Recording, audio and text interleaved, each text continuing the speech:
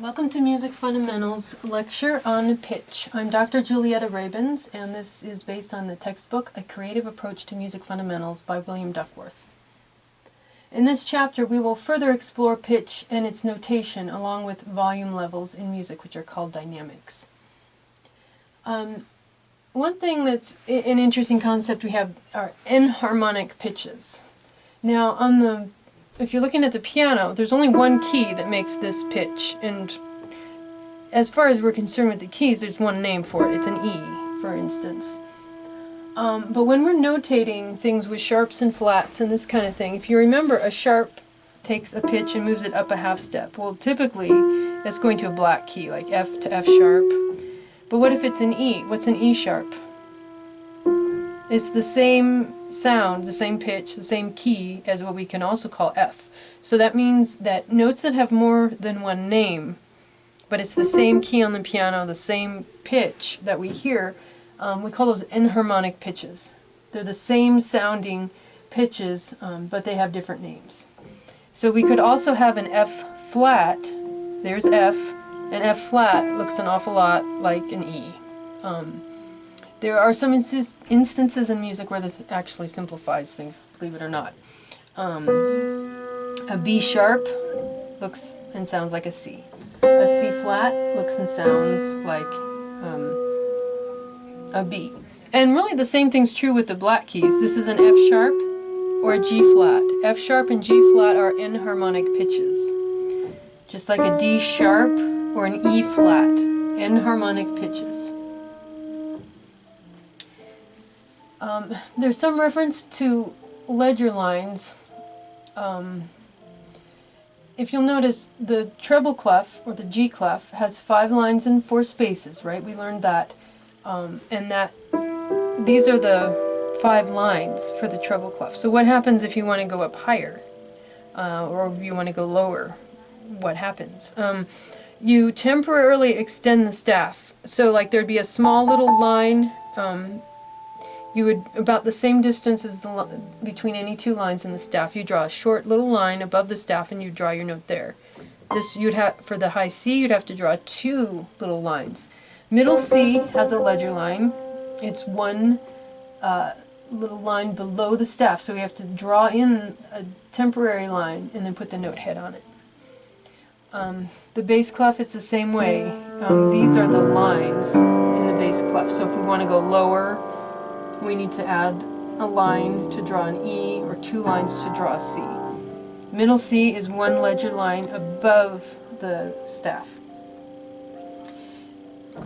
Probably the 5 lines is as much as our eyes can normally process, and so if we had 10 lines, it would be a lot harder to read music. So we just, in those instances where we need a higher note, we just temporarily extend the staff.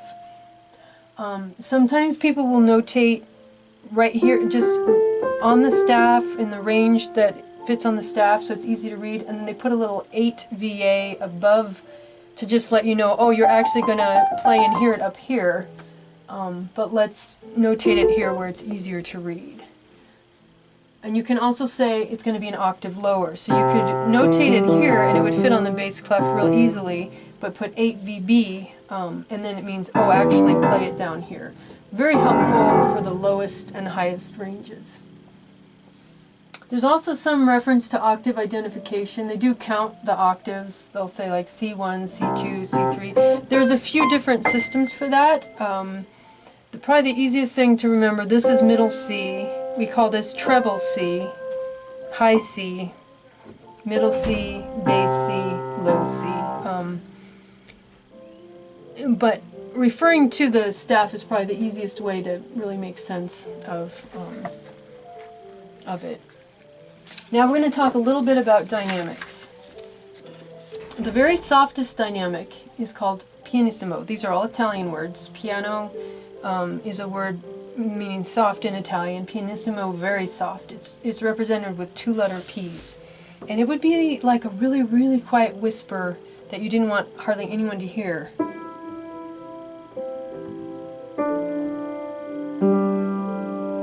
Just very, very quiet. Musicians have to work to control, to be able to really play that quietly. It's a little quieter than just quiet. The next dynamic level we call piano, and it's represented with the letter P. And it's like speaking quietly to someone right next to you. Just very soft and close. Mezzo piano means moderately soft. And it's like speaking to a couple of friends, you could say. You want it to project a little bit,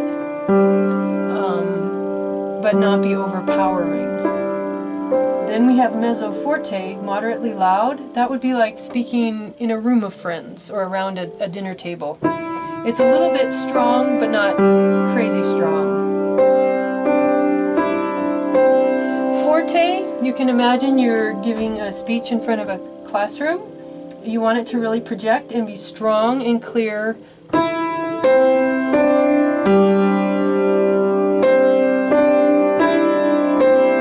And now we're getting to the loudest one, fortissimo, notated with 2 fancy letter Fs, and it's very, very loud.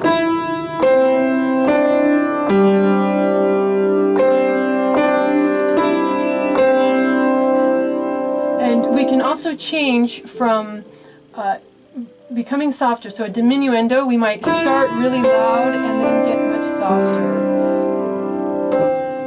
So by the end it's very soft. Or we can become louder, or crescendo.